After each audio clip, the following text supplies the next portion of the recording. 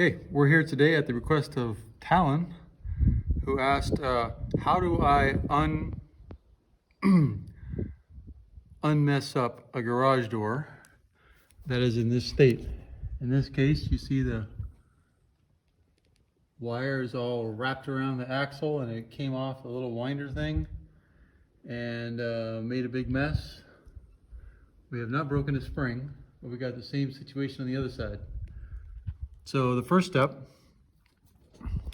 step one, is to find the appropriate tools. In this case, we have two 1/2-inch bars, diameter bars, about 18 inches long. We have a crescent wrench and a can of spray paint.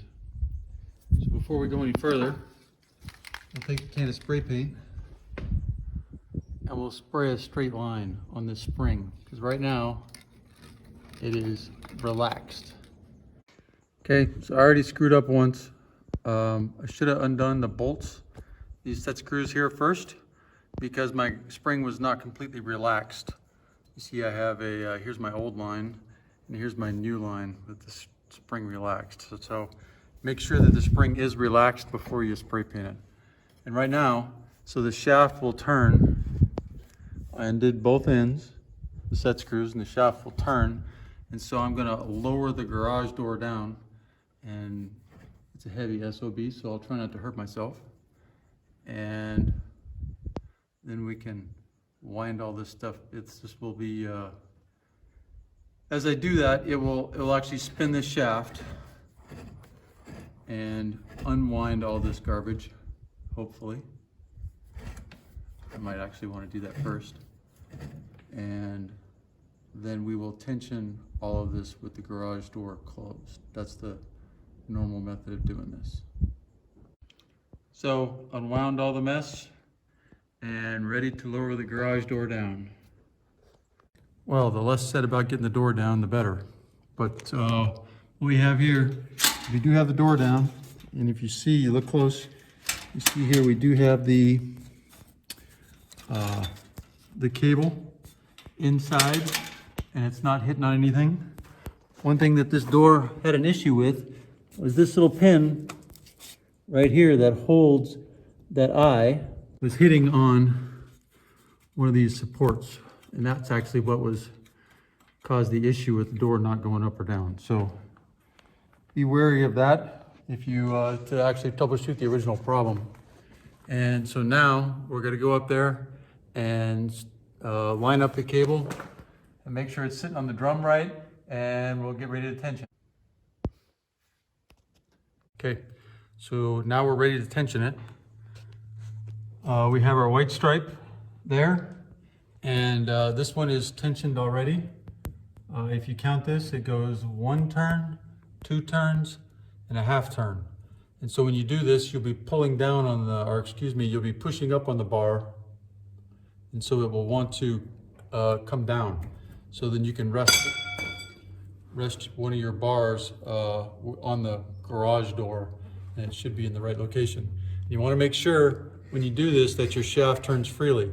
So this shaft wasn't really all that excited about staying still, so I had to kind of hold it a little bit while I tension it.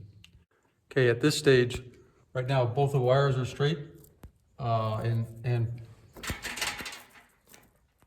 fairly snug. And also, if you have a problem with one of your ends that's not correct, you can loosen these 2 set screws and rotate this.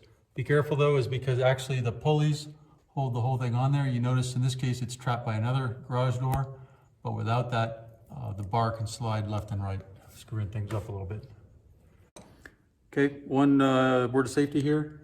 While you're tensioning these, make sure you stand off to one side, so that if this does start spinning on you or something, you can get away from you.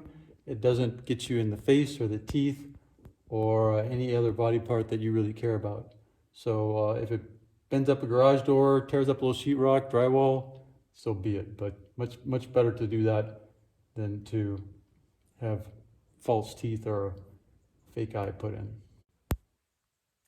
So the rule of thumb to tension these is that you need 1 full revolution for every full foot of door height.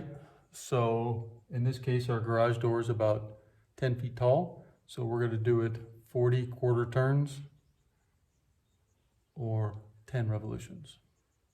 Okay, so I told you how we were gonna check it at the end and make sure that we had the proper tension. Well, I got tired before I cranked to 10 full turns. So I cranked it to 8, and actually the garage door comes up on its own after 8. So you see here that the door moves. It moves a little anyway. So if I let go of this, the door is just going to spring open. So I am going to go back to 7 turns, I guess, and we'll see what happens there. What we have here is a learning opportunity. So I tensioned the garage door the 7 turns because at 8 turns, it basically sprang up and would open on its own. So I backed it down to 7, and at the very bottom, it just took a little light push to push it up.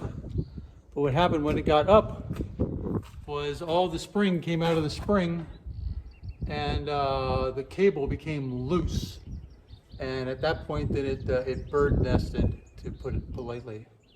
And all the cable wrapped around the axles and everything else.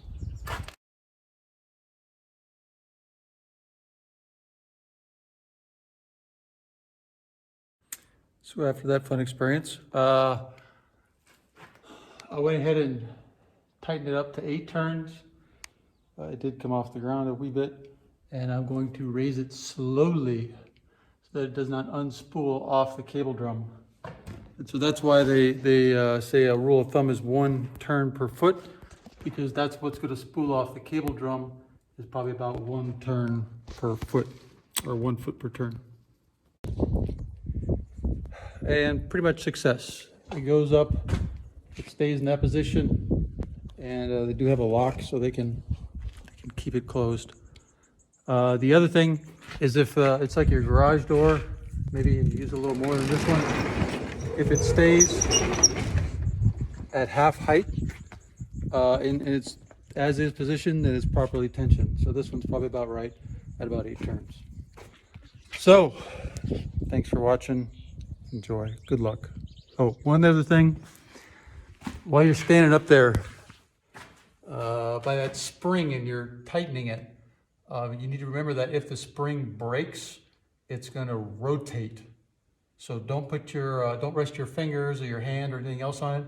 It's not going to fly out into pieces, but it could rotate very rapidly if the coil breaks. Good luck.